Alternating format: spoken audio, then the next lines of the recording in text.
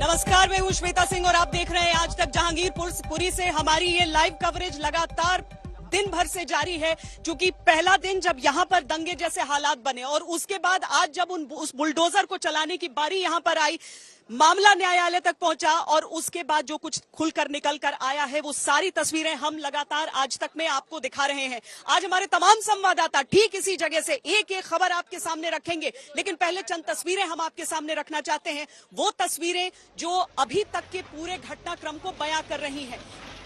ये तस्वीरें आपको दिखा रही हैं सिलसिलेवार कि क्या क्या हुआ है, किस तरीके से पहले कल बीती रात ये कार्रवाई की खबर सामने आ गई, देर रात किस तरह का कुछ जहांगीरपुरी में देखने को मिल सकता है और उसके बाद से एक एक करके किस तरीके से बुलडोजर यहां पर आए। इस पूरे गली के हिस्से में उन्होंने विध्वंस की शुरुआत की, लेकिन मामला जब सुप्रीम कोर्ट में पहुंचा तो वहां पर कह दिया गया अभी ठहर जाओ, पहले देखा जा रहा है। और जहां तक यहां पर अतिक्रमण को तोड़ा गया था वहां पर कार्रवाई रोकी गई। पर मामला क्या अवैध अतिक्रमण को तोड़ने का है या ये मामला उससे आगे का है, राजनीति इसी पर छिड़ी रही। देखिए हमारी ये रिपोर्ट।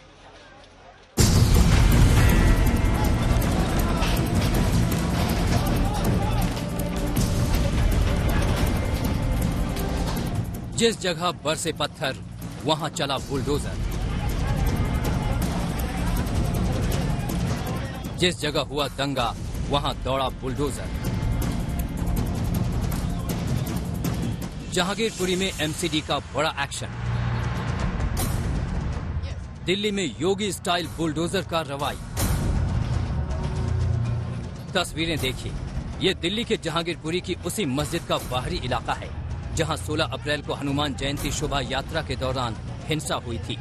हिंसा के 3 दिन बाद उसी जगह पर उत्तरी दिल्ली नगर निगम का बुलडोजर पहुंचा, मस्जिद के बाहर बने लोहे के विशाल गेट को गिरा दिया। मस्जिद के बाहर जो दुकान थी उसे तोड़ दिया गया है। उसके बगल में अगर आप देखेंगे तो मस्जिद के बाहर जो ये एक कहे आउटडोर बनाई गई थी, लाइन बनाई गई थी, वो भी तोड़ दी गई। देखिए अब हम आगे आ चुके हैं। ये देखिए सबसे एक्सक्लूसिव तस्वीरें इस वक्त आज तक में दिखा रहे हैं। यहाँ पर मस्जिद का ये गेट है जिसे तोड़ दिया गया है। तो इस वक्त आज तक पर हम आपको एक्सक्लूसिव तस्वीर दिखा रहे हैं उस मस्जिद के गेट की। ये मोबाइल शॉप जो है वो भी हम आपको दिखा रहे हैं और यहाँ पर इसे तोड़ दिया गया है। तो ये सबसे लेटेस्ट तस्वीर है और वो जो बाउंड्री हम आपको दिखा रहे हैं, ये कहा जा रहा है। देखिए मस्जिद के अंदर से आपको झांकते हुए लोग भी नजर आएंगे क्योंकि यहाँ पर इस मस्जिद के गेट को तोड़ दिया गया है। हम यहाँ पर मौजूद हैं और जिस जगह पर इस वक्त मैं खड़ा हूँ, यहाँ पर देखिए ये जो जगह है यही वो मस्जिद की दीवार थी जो अब से थोड़ी देर पहले यहाँ मौजूद थी। लेकिन यहाँ पर जेसीबी चला है, बुलडोजर चला है और उसका असर ये हुआ है कि इस एरिया को जो अवैध अतिक्रमण था उसे खाली करा दिया गया।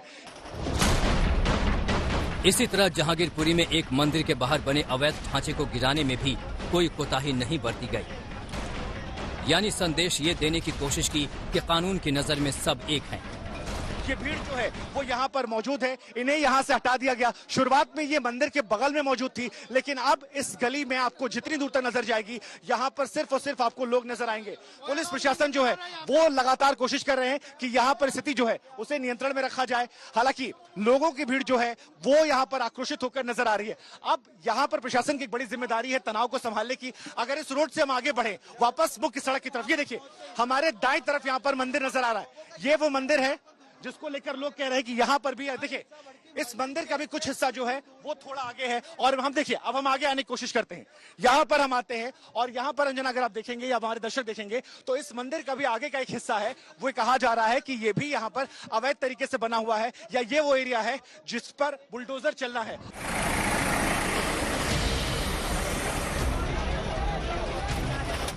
जहांगीरपुरी इलाके में सुबह 9:40 पर एमसीडी के 9 बुलडोजर एक्शन में आ गए थे। बुलडोजर को कवर देने के लिए दिल्ली पुलिस के करीब 400 जवानों की तैनाती की गई थी। कड़ी सुरक्षा के बीच अवैध निर्माण और अतिक्रमण पर कार्रवाई शुरू हुई। हमने देखा कि पूरी तरीके से कथित अवैध आशियाने पर बुलडोजर चला,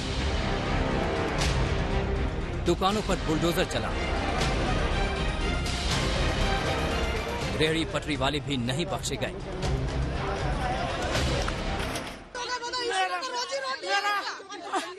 मेरा 5 लाख रुपए कर्जा है। हमने ये घर भी बनाया था बचपन से यहाँ पे। पीछे मेरा माँ का घर है, माँ का घर पीछे गली में। मैं बचपन यहीं पे शादी है, गली पीछे कभी नाम बताएंगे मैम? रहीमा। आपके घर से किसी को अरेस्ट किया गया था? नहीं, आपके घर से हम लोगों को जान से मार देगा। सर मना कर दो ना, सर मना कर दो ना, सर मना दिया उसमें है क्या? हाथ तो तोड़ दिया। अतिक्रमण या अवैध निर्माण रोकना प्रशासन का काम है। इसके खिलाफ समय समय पर कार्रवाई होती है, लेकिन जहांगीरपुरी में एमसीडी का बुलडोजर एक्शन 16 अप्रैल के दंगे की वजह से विवादों में आ गया। आरोप लग रहे हैं कि दंगे के आरोपियों को सख्त संदेश देने के लिए यूपी के सीएम योगी आदित्यनाथ के स्टाइल में दिल्ली में बुलडोजर कार्रवाई हुई है। यूपी के सीएम योगी आदित्यनाथ ने अपराधियों की संपत्तियों पर बुलडोजर चलाने की कार्रवाई शुरू की थी, जिसे हाल में शिवराज सरकार ने खरगोन के दंगा आरोपियों पर लागू किया। अब वही तरीका जहांगीरपुरी में। बड़ा सवाल यह है कि देश की राजधानी में अतिक्रमण और अवैध निर्माण को खाद पानी कहां से मिलता है। अंजना ओम कश्यप, अर्पिता आर्या और शुभांकर मिश्रा के साथ अरविंद ओझा, दिल्ली आज तक।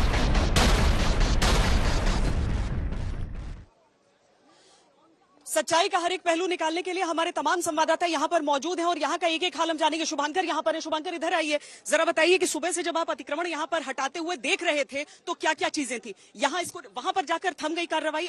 देखिए श्वेता, 16 तारीख के बाद तापमान यहाँ को ज्यादा बढ़ेगा, गर्मी पहले से। लेकिन अगर आप पीछे देखेंगे तो ये डीडीए ने बिल्डिंग, जो गुप्ता जी की बिल्डिंग है, वो कह रहे थे कि डीडीए ने 1976 में उन्हें दिया था, ये इसके वो पैसे देते हैं। कई बार यहाँ पर एमसीडी के लोग आए हैं, उन्होंने कागजात दिखाए हैं, लेकिन आज किसी ने पूछा नहीं, इसे तोड़ दिया, कहा अवैध है। ऐसे वहाँ आप अगर देखेंगे जूस वाले की शॉप को, वो भी कह रहा है कि 30 साल से यहाँ लगा रहा हूँ, सारे डॉक्यूमेंट हैं। एक पान वाले की रोते बिलखते हुए वीडियो वायरल हुए। लेकिन आज 3 घंटे जब बुलडोजर चलता है, धर्म विशेष की कार्रवाई नहीं हुई जिसका आरोप ओवैसी लगा रहे हैं। बिल्कुल भी नहीं। और मंदिर की भी जहां बात है, वहां अगर वृंदा करात ना पहुंची होती तो शायद वहां का भी अतिक्रमण टूट गया होता। लेकिन वृंदा करात का पहुंचना और उसके बाद सुप्रीम कोर्ट का आदेश आना, वो एक बड़ी वजह थी, क्योंकि हम वहां मौजूद थे जिस वक्त वहां अतिक्रमण पहुंचा था। ठीक है शुभंकर, हम अपने और संवाददाताओं के पास आपको लिए चलते हैं, क्योंकि हम हिमांशु के पास चलते हैं। देखिए, ये समझने की भी बहुत ज्यादा जरूरत है कि क्या कार्रवाई अभी तक हुई है। हिमांशु, क्या कार्रवाई, क्या जो रिमांड एक्सटेंड किया गया, जरा बताइए यहाँ पर क्या क्या अभी तक उस हिसाब से कार्रवाई को लेकर हुआ है? देखिए, जो आज जो कुछ भी हुआ यहाँ पर, ये जो दुकान है ये दिलीप सक्सेना की है। ये यहाँ पर इनका कहना है कि ये 35 साल से, देखिए जो लोग यहाँ पे काम करते थे वो पहुंचे हुए 35 साल से ये लोग ये दुकान करते थे। पुलिस दो तरीके, पुलिस का कहना है कि ये जो पूरा काम है ये सिविक एजेंसीज का काम है। पुलिस कह रही है कि वो इन्वेस्टिगेशन को प्रोस्पेक्ट से आगे चल रही है, और जो गिरफ्तारियां हुई हैं वो वीडियोस और प्रॉपर प्रूफ के आधार पर गिरफ्तारियां हुई हैं। अब तक 21 जो लोग गिरफ्तार हुए हैं, 3 एप्रीहेंड किए गए हैं, मतलब 3 नाबालिग हैं। अब इसमें जो है पुलिस ये पता लगाने की कोशिश कर रही है, जो 4 मेन गिरफ्तारियां हैं, चाहे वो अंसार है, असलम है, गुल्लू है और सोनू है, ये चारों क्या आपस में कोई कनेक्शन था? क्या कोई ऐसा शख्स है जो इन चारों को ऑपरेट कर रहा था कहीं से? साजिश या इत्तेफाक, या साजिश या इत्तेफाक, बिल्कुल ये देखना है, साजिश या संयोग क्या हुआ है यहाँ पर। और ये समझते समझते आप समझिए कि उन लोगों की दुकानें भी गई हैं जिन्होंने शायद यहाँ पर कानूनी तौर पर तो नहीं, तेजश्री इधर आइए, आप भी यहाँ पर लगातार कवर कर रही हैं सब कुछ। ये बताइए कि जो दुकान वाले हैं उन्हें तो मालूम था कि पहले के तो कागजात हैं, लेकिन धीरे धीरे थोड़ा थोड़ा आगे बढ़ती गई वो दुकानें, तो कुछ अवैध भी कार्रवाई हुई। ऐसे दर्शकों को ये भी समझना चाहिए कि जब भी हम अपने घर का एक छज्जा भी बनाने जाते हैं तो दिल्ली के मास्टर प्लान के आड़े आ जाता है, लेकिन पता नहीं बहुत ही अद्भुत संयोग होता है कि बहुत सारे छज्जे क्या, मकान के मकान, बस्तियां की बस्तियां बस्ती चली जाती है और कोई सवाल नहीं उठता। अब इस दंगे के बाद सवाल उठा, लेकिन क्या किसी तरह का नोटिस मिलने की बात की किसी भी दुकान वाले ने या घर वाले ने? जब ये हादसा यहाँ पर हो रहा था तब लोग घरों के बाहर आ रहे थे, किसी को भी नोटिस नहीं दिया गया, ऐसा लोगों का कहना था। ये जो दुकान इस वक्त आप देख रहे हैं यहाँ पर, ये गणेश गुप्ता जूस सेंटर है जिसको डिमोलिश किया गया था पूरी तरह से, और उनका ये कहना था कि उनको किसी तरह से नोटिस नहीं दिया गया, वो कई सालों से यहाँ पर इसी तरह से रह रहे हैं। और साथ ही साथ इस इलाके में जहाँ पर मस्जिद के पास में भी जो दुकान है उनको जब तहस नहस कर दिया था, उनको जब डिमोलिश किया, तब भी उनका ये कहना था कि हमें किस तरह की कोई जानकारी नहीं थी, जानकारी मिलती तो शायद हम लोग हमारा सामान हटा लेते। लेकिन दूसरी ओर जहाँ पर हमने एनडीएमसी के अधिकारियों से बात की तो उनका ये कहना था कि जाहिर सी बात है कि रास्ते में आ रहे हैं तो एनडीएमसी लगातार ये कार्रवाई करती रही है। हमने पहले भी इन लोगों को एक हो गया ना, टाइमिंग हो गया कि अभी कैसे वो चीज को लेकर, और इसीलिए अदालत ने भी शायद रोक दिया है। टाइमिंग को लेकर इन लोगों का कहना है कि यदि हम लोगों को 4-5 दिन पहले इंटीमेट करते, अभी इस वक्त जब 4-5 दिन पहले यहाँ पर दंगे हुए, शनिवार के दिन जब यहाँ पर हिंसा भड़की थी, और इसी समय में इसी टाइमलाइन हमें देखना पड़ेगा कि शनिवार को दंगे भड़के, फिर रविवार को सामान्य स्थिति रही, सोमवार को एक बार फिर से यहाँ पर ये सी ब्लॉक वाला रोड यही है। ये वही एरिया है, आपको बताना चाहूंगी जहाँ से सोनू की पत्नी को जो है वो गिरफ्तार कर लिया गया था। सोनू की पत्नी को जब गिरफ्तार कर रहे थे तब यहाँ से पैरामिलिट्री फोर्सेस और महिला पुलिस भी थी जिन पर पथराव किया गया था। तो दूसरी बार पुलिस पर यहाँ पर पथराव किया गया था, यहाँ पर भी बुलडोजर चला। और देखिए, दर्शकों को दिखाते हैं ये जो पुलिस की मौजूदगी यहाँ पर रहती है, पुलिस हो, सीआरपीएफ के जवान हो, सीआरपीएफ की महिला कर्मी हो, रैपिड एक्शन फोर्स, पीछे आपको दंगा पुलिस भी दिख जाएगी यहाँ पर। तो ये सारी चीजें यहाँ पर हो रही हैं, लेकिन जो कार्रवाई हुई है, यहाँ के स्थानीय लोगों से मैं भी बात कर रही थी, वो सब कह रहे थे कि ये जरूरी था इस तरह की चीज को किया जाए, लेकिन जिस तरीके से कार्रवाई की गई उस पर कुछ सवाल जरूर उठ सकते हैं। पर अर्पिता, आपने बहुत सारे लोगों से बात की, बहुत सारे लोग भावुक भी हुए आपसे बातचीत करते हुए, किस तरह के हालात हैं, क्या कह रहे हैं सब लोग? यहाँ पर जितने लोग हैं, जैसे आप मेरे पीछे अगर देख लीजिए, ये जो इनका दुकान था, ये दुकान टूट चुकी है। इनका कहना है कि इनके पास पेपर थे, इन्होंने कहा कि वो कहते रह गए, चिल्लाते रह गए कि पेपर देख लीजिए, लेकिन लोगों ने पेपर देखा नहीं। और मीडिया पर था, हाथ में था। हाँ, वो कह रहे हैं मैं सारे कागजात लेकर आया हूँ, क्योंकि मैंने मीडिया में से सुन लिया था कि यहाँ अवैध कब्जे टूट रहे हैं। इनको लग रहा था कि कहीं हम भी उसी लपेट में। ये जो गुलाबी टी शर्ट में, हाँ, इनसे सुबह से हमने बात की है, बहुत दुखी भी थे ये, अब इनको समझ नहीं आ रहा बाकी। और बहुत ही उसमें मतलब जो टीम पहुंची थी उसने कहा ठीक है, अगर आपको आपत्ति है तो आप जाइए सुप्रीम कोर्ट जाइए। मतलब ये नहीं कि आपका पेपर देख लेते, कार्रवाई का वो सोच कर आए थे और उन्होंने कार्रवाई की है। और ये कह रहे हैं कि 1977 से उनकी ये दुकान यहीं पर ऐसे ही बनी हुई है, बाप दादाओं की बनी हुई है, और डीडीए ने इनको दिया है। अर्पिता, देखिए, अगर वो अभी भी आएंगे हाँ। तो वो जोड़िए इसमें चर्चा में। हम देखिए, बात ये होती है कि दंगा हुआ था और उसमें कार्रवाई जो होनी है वो एक ऐसी कार्रवाई होनी है जो मिसाल बन सके, उदाहरण बन सके। इस तरह की चीजें नहीं होनी चाहिए। किसी भी व्यक्ति को यह अधिकार नहीं होता है कि वो किसी दूसरे को अपने धर्म का पालन करते हुए या अपनी जिंदगी जीने में इस तरह का खलल डाले। किस तरह का यहाँ पर नुकसान हुआ था, पुलिस वालों पर किस तरह का आक्रमण हुआ था, किस तरह की पत्थरबाजी उन पर हुई थी, और दिल्ली जैसे शहर में इस तरह की चीजें कैसे आम होती जा रही हैं, एक के बाद एक क्यों इस तरह की घटनाएं सामने आती जा रही हैं, वो सारे सवाल होते हैं। भैया, आप बहुत बार बोले होंगे, लेकिन कागज आप दिखाए थे तब भी नहीं रोका। कोई नहीं, मीडिया के सामने कागज एक एक दिखा रहा हूँ, कोई नहीं सुना, कब अफसर कोई आगे आया ही नहीं। समझ पा रहे हैं कि क्या करेंगे? अब क्या करेंगे, अब हम गरीब आदमी, अब क्या कोर्ट जाएं, क्या करें क्या नहीं करें। जबकि कहा भी मेरी दुकान डीडीए की अलॉटमेंट दुकान है। 1977 में जब कॉलोनी काटी थी डीडीए ने, 13 दुकानें अलॉटमेंट हुई थी पूरी जहांगीरपुरी में, जिसमें से एक दुकान मेरी है। हाँ, जबकि बता भी रहा, कब पहले भी अतिक्रमण हटाया जाता था, लेकिन आते थे, कागज देखते थे, कागज देख के फिर चले जाते थे। त्रासदी ये है कि देखिए, ये अंतिम दुकान थी, अंतिम निर्माण था जिस पर बुलडोजर चला। सुप्रीम कोर्ट ने जब रोका था उसे, बोल भी रहा हूँ कि 1 घंटे पहले सुप्रीम कोर्ट का ऑर्डर आ गया, डेमोलिशन रोकिए, कागज देखिए, लेकिन कोई। नाम क्या हुआ भैया? मेरा नाम गणेश कुमार गुप्ता है जी। गणेश कुमार गुप्ता आपका नाम है। अर्पिता आर्या ने उनसे बातचीत भी की है, लेकिन सुप्रीम कोर्ट ने अब क्या कहा है और क्या उससे कुछ राहत मिलेगी उन लोगों को जिन पर गलत कार्रवाई हो गई है, क्योंकि अब और कोई रास्ता उनके पास दिख नहीं रहा है। ये रिपोर्ट हम देख लेते हैं।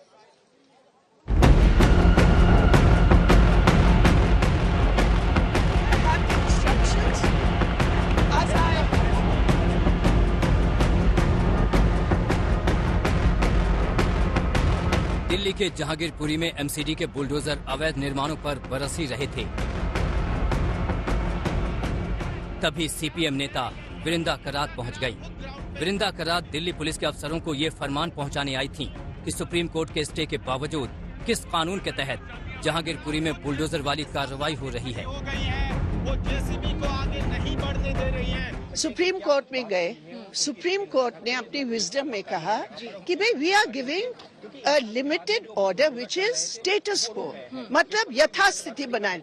जब मैं यहाँ आई इस विश्वास को लेकर कि कोई कंटेम्प्ट ऑफ कोर्ट नहीं हो रहा, मेरे आंखों के सामने मैंने देखा कि बुलडोजर चल रहा है, इसलिए वहाँ जाके हमें रुकवाना पड़ा। और अभी सीनियर ऑफिसर से बातचीत करके उन्होंने कहा कि सही है, हमने रोक लिया। वृंदा करात ने दिल्ली पुलिस के ज्वाइंट कमिश्नर दीपेंद्र पाठक से लंबी बात की और कार्रवाई पर असंतोष जताया। दरअसल जहांगीरपुरी में जैसे ही बुलडोजर वाला एक्शन शुरू हुआ, इसके खिलाफ सुप्रीम कोर्ट में 2 अर्जियां पहुंच गईं। सुबह 9 बजे तक 40 मिनट पर जहांगीरपुरी में बुलडोजर चलना शुरू हुआ था और करीब 11 बजे सुप्रीम कोर्ट ने बुलडोजर रोकने का आदेश दे दिया, लेकिन तब भी बुलडोजर का पहिया नहीं रुका। एमसीडी का कहना था कि उसे आदेश की कॉपी नहीं मिली है।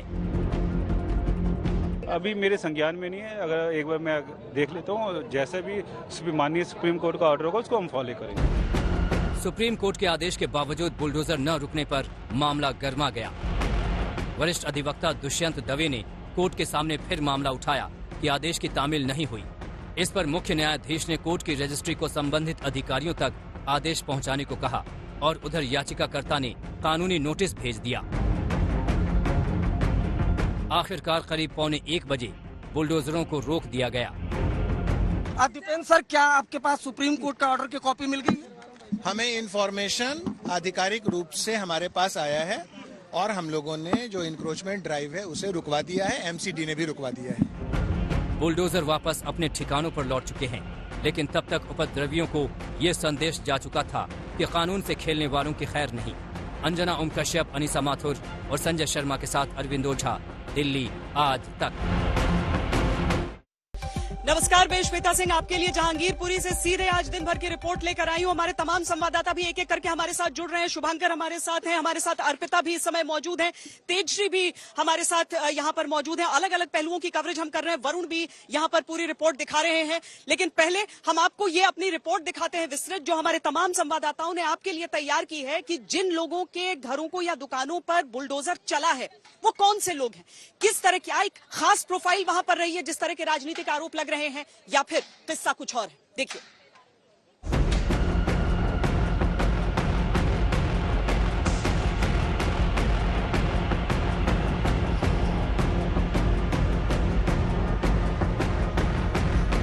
तो क्रेन पे बैठे हुए थे? हाँ जी।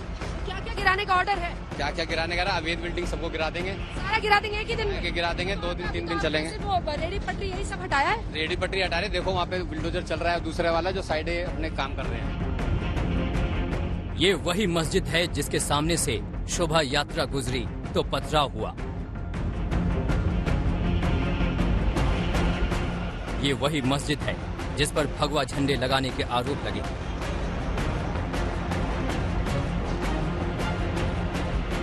जहांगीरपुरी में एमसीडी का बुलडोजर एक्शन शुरू हुआ तो उसके निशाने पर मस्जिद के सामने बना ये गेट आया।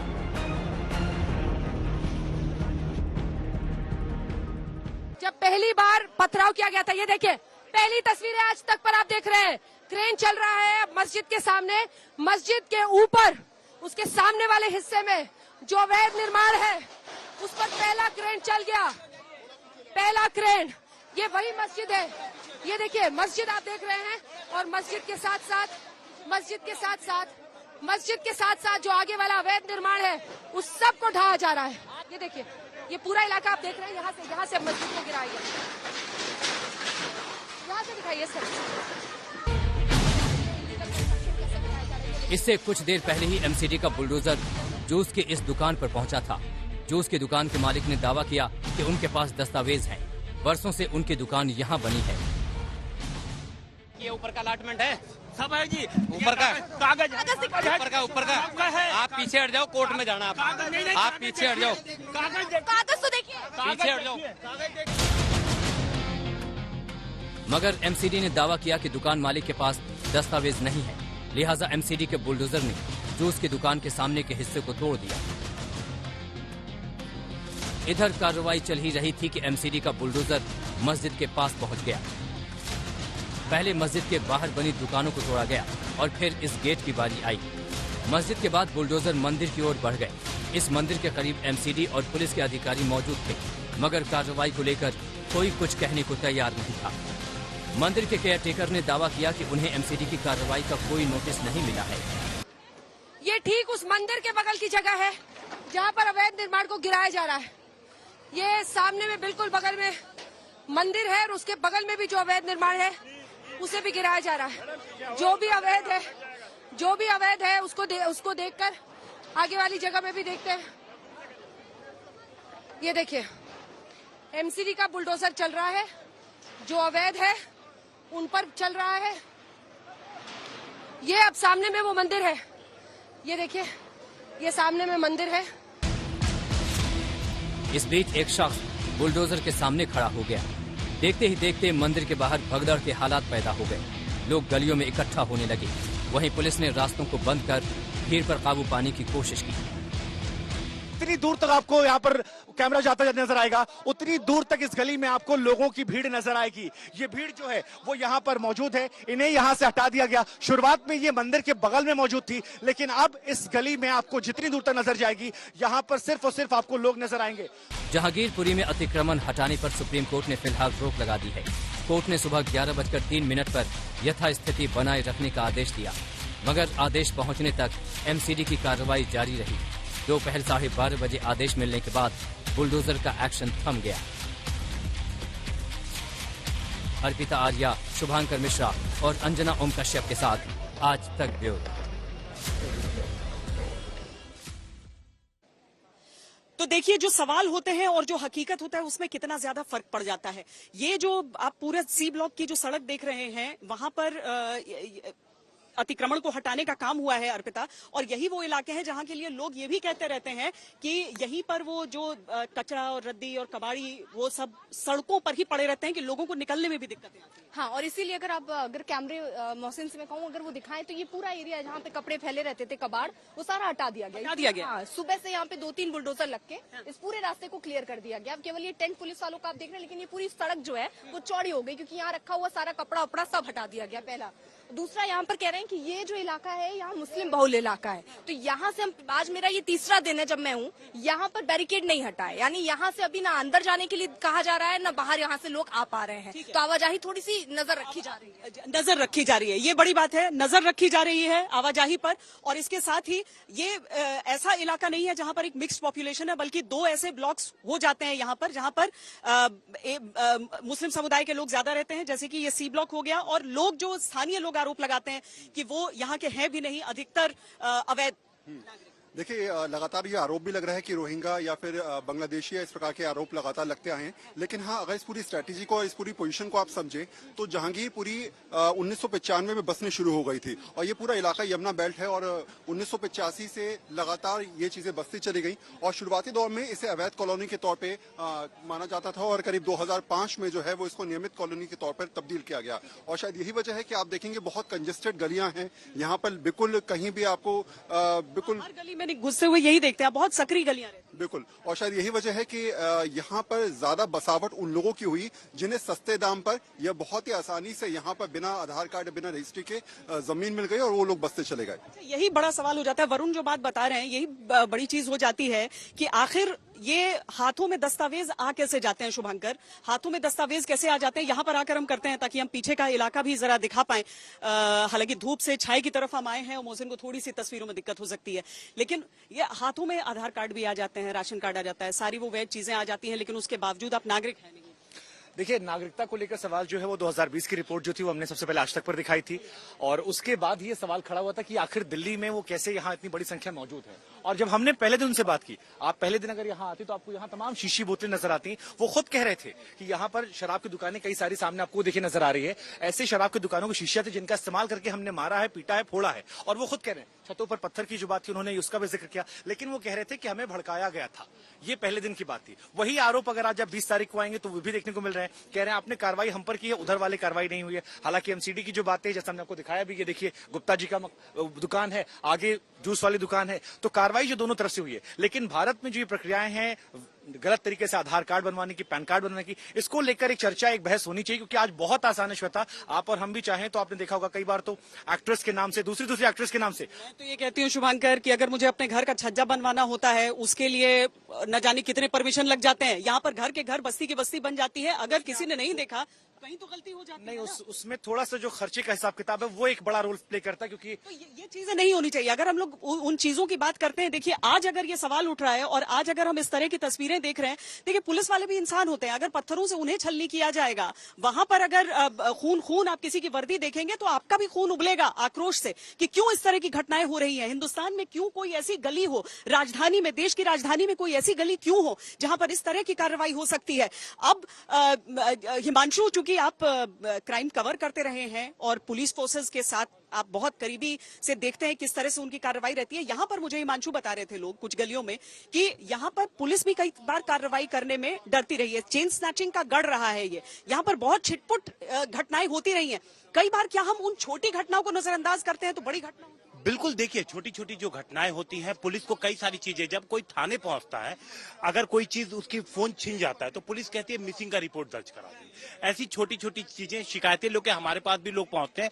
फिर बाद में इन चीजों को ऑनलाइन किया गया, इसीलिए कि ऑनलाइन होने से कि अगर आपके साथ कोई अगर घटना होती है कार चोरी या मोबाइल वगैरह की, तो आप उसे ऑनलाइन रजिस्टर करा सकते हैं। लेकिन ऐसे मामलों में क्या होता है, जो ऐसे इलाके हैं, पुलिस कई बार इंफॉर्मेशन होते हुए भी अंदर नहीं जाती है क्योंकि उसे संख्या चाहिए होती है और उतनी संख्या हमेशा थानों में अवेलेबिलिटी नहीं होती है। अलग अलग थानों से आए हुए लोग हैं, अलग अलग।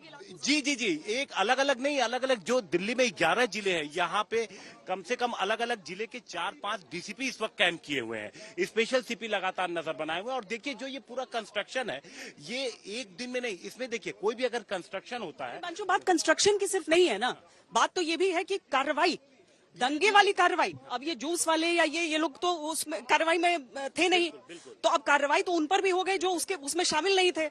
पॉलिटिक्स अलग हो रही है। इसका अलग नतीजा आता है। इससे लोग गुस्से में है। जैसे हम अंदर गलियों में गए, हम अंदर गलियों में उनके घर गए जो लोग, जिनके नाम सबसे पहले जो 14 गिरफ्तारी हुई थी, उन गिरफ्तारी में अंसार का नाम आया था, असलम का नाम आया था।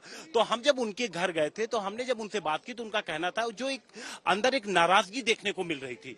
नाराजगी सिर्फ पुलिस के लिए ही नहीं, नाराजगी हर किसी के, पूरे जो पूरा सरकारी तंत्र है कि यहाँ पे हमें लावारी छोड़ दिया जाता है, हमारे बारे में कोई सोचता नहीं है, हमारे बारे में कोई यहाँ पर आके हमारा हालचाल नहीं लेता कि हम किस परिस्थिति में जी रहे हैं। तो इस तरीके की जी।